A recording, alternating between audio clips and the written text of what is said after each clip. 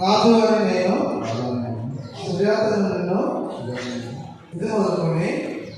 ఇది మొదలుకొని మన జీవితాంతం వరకు దేవుని పరిశుద్ధ నిర్ణయము చొప్పున మేలుకైనను కీడుకైనను కలిగినను లేనికైనను వ్యాధి ఆరోగ్యమందును నిన్ను ప్రేమించి సంరక్షించుటకై నా భార్యగా చేసుకుంటున్నాను.